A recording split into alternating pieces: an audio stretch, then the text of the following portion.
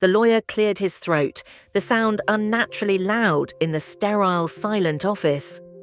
My brother, Mark, pushed a document across the table toward me, his manicured finger tapping the signature line. "Just sign it, Sarah," he said, his voice a smooth, condescending balm. "We're giving you 10%. It's more than fair considering you contributed nothing." My mother sat beside him, a pillar of quiet agreement, her gaze fixed on a point just past my shoulder. They were a united front, as always. They saw me as a formality, a final loose end to tie up before they could cash in on our father's legacy and erase me from the picture completely. They didn't know that the piece of paper in front of me was worthless. They were fighting over the scraps of one life, while I had just discovered the existence of a second, the one they knew nothing about. You might be wondering why I didn't just laugh in their faces right then and there. To understand my silence, you have to go back to the beginning of it all, to a dusty attic, a forgotten box, and a photograph that tore my world apart. It started a month after Dad's funeral. The grief was still a raw, open wound, but for Mark and my mother, it seemed to be healing with remarkable speed. Their sorrow quickly gave way to practical matters, namely the house.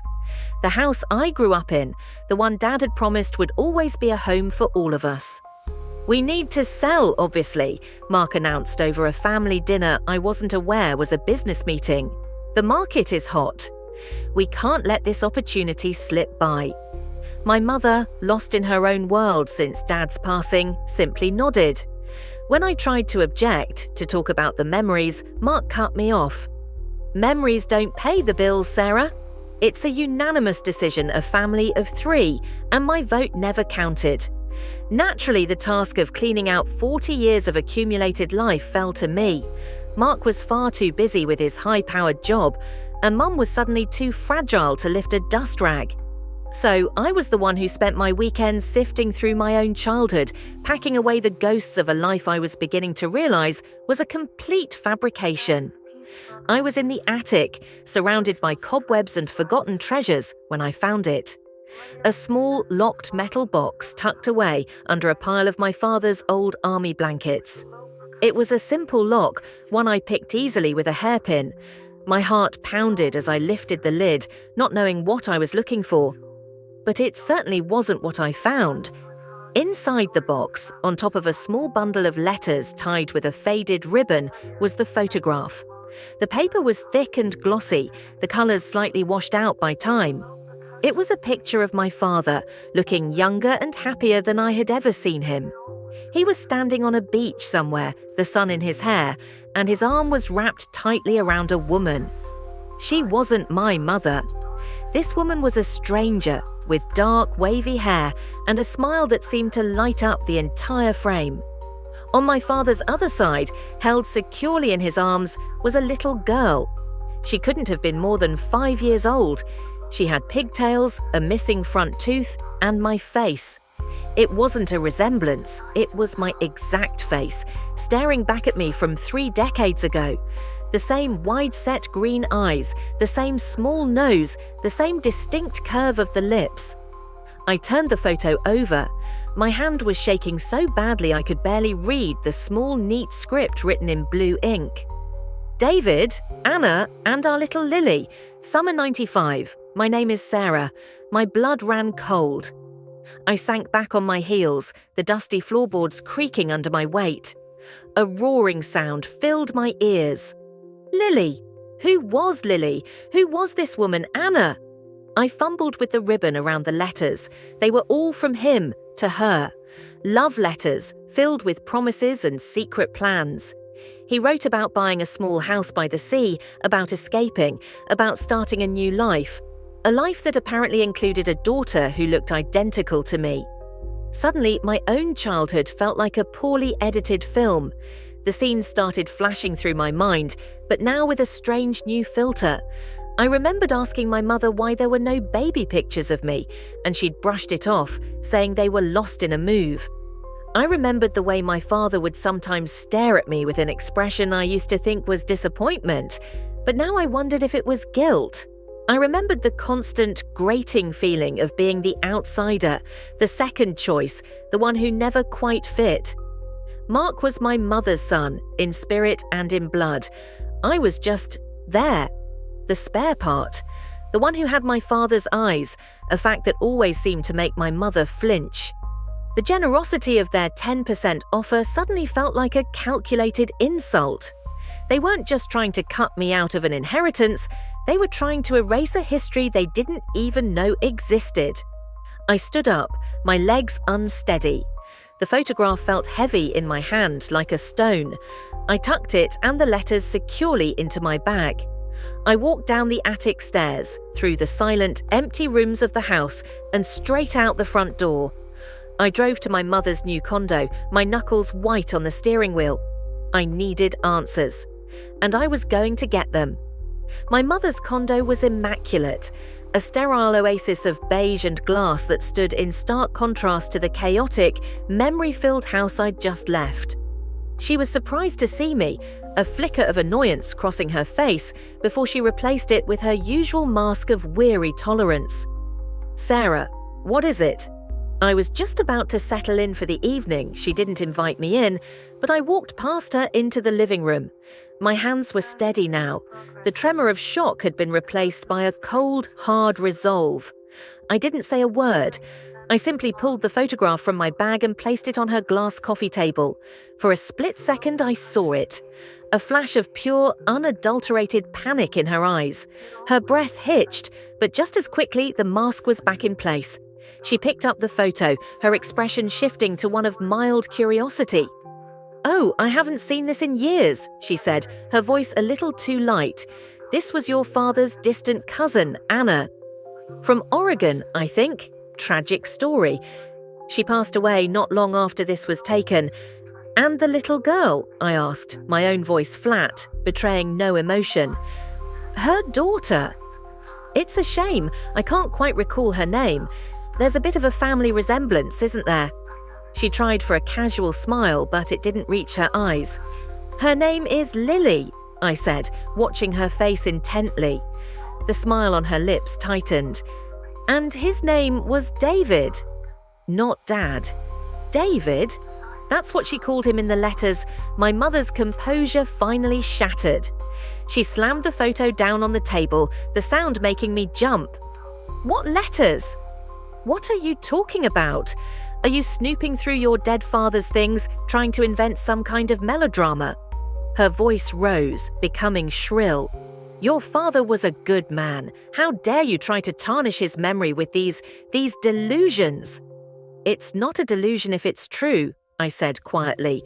"Just tell me who she is." "She is no one," she snapped, her face flushed with anger. "She is a mistake your father almost made, and I was gracious enough to forgive him for it. He chose this family, he chose me, he chose Mark. You will not bring this up again. You will burn that photograph and those letters, and you will forget this ever happened. Think of this family's reputation." But the way she said it, he chose Mark. It was all the confirmation I needed. I wasn't part of the family she was trying to protect.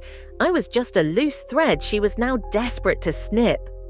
I picked the photograph up from the table and slid it back into my bag. "No," I said, my voice firm. "I don't think I will." I turned and walked toward the door, her angry shouts following me down the hallway. The truth wasn't in that sterile condo. The truth was out there somewhere, and her name was Lily. And for the first time in my life, I had a purpose. I was going to find my sister. Leaving my mother's condo felt like stepping out of a fog. The anger and the lies had burned away all my confusion, leaving behind a single, sharp point of focus. Find Lily.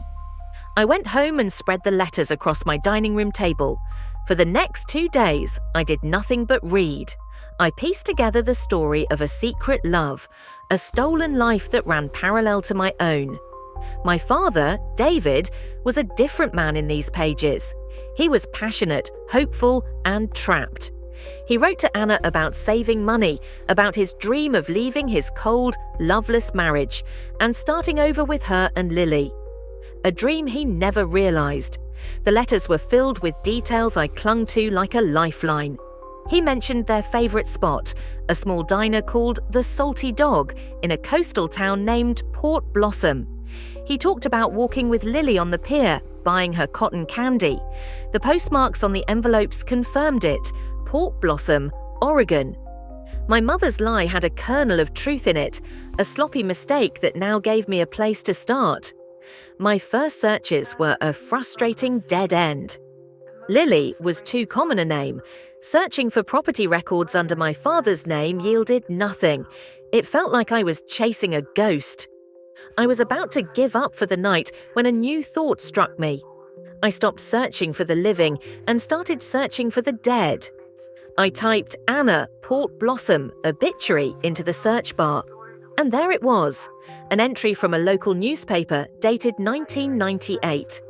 Anna Dubois, beloved mother and friend, passed away peacefully after a long illness. My heart ached for the woman I never knew and the father who must have been devastated, forced to grieve in secret. I scanned the short text and my breath caught in my throat. She is survived by her daughter, Lily Dubois. A full name. It was everything. My fingers flew across the keyboard. I searched for Lily Dubois Port Blossom. A few clicks later, I was staring at a public social media profile. The profile picture was of a smiling woman with her arms around two young children and a man. Her hair was cut shorter than mine, and she had faint laugh lines around her eyes. But the face was undeniably, shockingly my own. It was like looking at a version of myself from a different reality, one where I was allowed to be happy. I clicked through her photos, pictures of birthday parties, family vacations, a life filled with warmth and love, a life my father had wanted for her, even if he couldn't be in it, a life that had been stolen from me. The jealousy was a bitter pill, but it was overshadowed by a profound sense of connection. This was my sister, my twin. After a lifetime of feeling alone, I wasn't. My thumb hovered over the send message button. What would I even say? Hello, you don't know me, but I think our father was the same man and he lied to us both? It was insane. But doing nothing was no longer an option. Taking a deep breath, I began to type. I typed and deleted the message a dozen times. Every version sounded either insane or like the beginning of an elaborate scam. In the end, I settled on the simple, unvarnished truth. Hello, Lily. My name is Sarah. This is a strange message to write, but I have a reason to believe we might be sisters. My father, David, passed away recently. While going through his things, I found a photograph of him with your mother, Anna, and a little girl who looks exactly like me. The back of the photo says, Lily. If this is you, I would love to talk. I attached a scanned copy of the photograph, and with my heart pounding, I hit send. The hours that followed were agonizing. Every notification on my phone made me jump.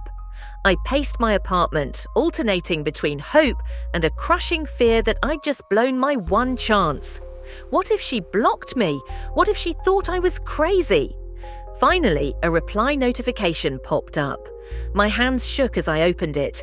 The message was short and cold. I think you have the wrong person. My father died when I was a baby. Please leave me alone. My stomach dropped. Of course, her mother must have told her a story to protect her. A dead father was a simpler explanation than an absent one. For a moment, I felt defeated. But then I looked again at the photograph on my table, at the identical faces of two little girls who deserved the truth. I wasn't going to give up that easily. I took a new photo, this time of me holding the old photograph next to my face. The resemblance was impossible to deny. I sent it to her with one last plea. I'm not trying to hurt you. I just need to understand. This is me. This is the photo. Please just look. I didn't expect a reply. But 20 minutes later, my phone buzzed again. It was a new message from Lily. Where did you get that? And then another, a second later. We need to meet. We decided on a small, quiet cafe in a town halfway between us. The entire drive there felt surreal. I was about to meet a ghost, a reflection, a sister I never knew I had. I walked into the cafe and saw her immediately. She was sitting in a booth by the window, staring into a coffee cup. Seeing her in person was 100 times more jarring than seeing her in a picture. It was like looking into a mirror that was a few years older and knew a different life. She looked up as I approached, and her eyes widened. The same green eyes as mine. I slid into the booth opposite her. For a long moment, neither of us spoke. We just stared, taking in the impossible reality of the other's existence. Finally, she broke the silence, her voice a near whisper. "My whole life," she said, her voice thick with emotion. "My mother told me I got my eyes from her, but I don't. I got them from him, didn't I?" "Yes," I said softly, my own voice feeling foreign. "You did." I pushed the small bundle of his letters across the table. "He wrote these to your mother. He loved you both very much." Lily's hands trembled as she untied the ribbon. For the next hour, we sat in that quiet cafe and pieced together the fractured story of our lives. I told her about my childhood, about being the ghost in my own home, the perpetual disappointment. I told her about my brother Mark, who could do no wrong, and my mother, whose affection was a currency I could never earn. I told her about a father who was physically present but emotionally 1,000 miles away. His sadness a constant, unexplained cloud in our home. Her story was the heartbreaking opposite. She spoke of a childhood that, while not easy, was filled with unconditional love from her mother, Anna. Their little house in Port Blossom was her entire world. Her father was a heroic, tragic figure she never met, a story Anna had concocted to protect her. "She told me he was a good man," Lily said, her eyes glistening with tears as she read one of the letters. "She never told me he was a coward." As we talked, the full ugly picture came into focus. The business trips my father took every other weekend were his trips to Port Blossom. The mysterious bonuses he sometimes got were used to pay the mortgage on Anna and Lily's house. He had 2 lives, 2 families, 2 daughters who were mirror images of each other. The final, brutal piece of the puzzle clicked into place when Lily spoke about her mother's death. "After she passed away, everything fell apart," she recalled, her voice barely a whisper. "The bank took the house. They said the mortgage hadn't been paid. I was 16. I had to go live with my Aunt A. Cold dread washed over me. I remembered it clearly. I was 16, the same year. My parents had suddenly come into a large sum of money. My mother said my father had received an unexpected inheritance from a distant relative. They'd used it to pay off their own mortgage and buy Mark a brand new car for his birthday. It wasn't an inheritance, it was blood money. Our father hadn't just abandoned Lily after her mother died. He had stolen her home, sold it from under her, and funneled the money back to his official family. He had chosen them, and he had erased her. The last flicker of sympathy I had for him died in that moment. I looked at my sister, at the life of struggle she'd endured because of his weakness and my family's greed. The 10% offer for the house wasn't just an insult anymore, it was the final chapter in a 4-decade-long crime. "He stole your house," I said, my voice low and shaking with a rage I hadn't known I possessed. "And my mother and brother spent the money." Lily looked up from the letters, a new fire in her eyes. "My mother kept everything," she said. "Deeds, bank statements, all of it. It's in a box in my attic." A slow, determined smile spread across my face. "So did my father," I replied, "and I think it's time we showed our family exactly what their perfect life was built on." The weeks that followed were a whirlwind of activity. Lily drove down with a box of her own, filled with her mother's meticulously kept records. We sat down with an estate lawyer, a sharp, no-nonsense woman who listened to our story with a deepening frown. We laid it all out, my father's letters, the photograph, Lily's mother's deed to the Port Blossom house, and the bank statements showing my father's inheritance appearing just weeks after Lily's home was foreclosed on. The lawyer leaned back in her chair. "This isn't just a moral crime," she said, a grim smile on her face. "This is textbook fraud. They won't know what hit them." Her plan was simple. I was to go to the meeting with my mother and Mark and let them walk right into the trap. So, 2 weeks later, I found myself back in that sterile office, staring at the document Mark was pushing in front of me. "Just sign it, Sarah," he urged, his voice oozing fake concern. "It's a generous offer." I looked from his smug face to my mother's cold, impatient one.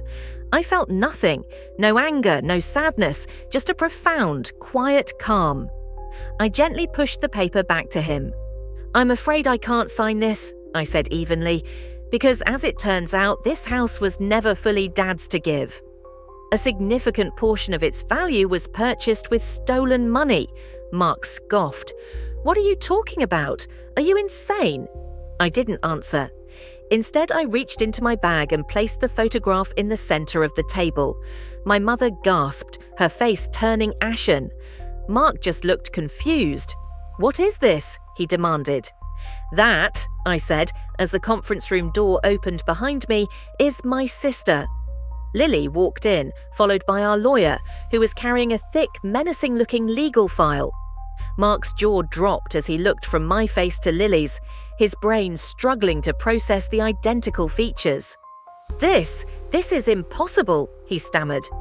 "It's very possible," our lawyer said, taking a seat at the table. She opened the file.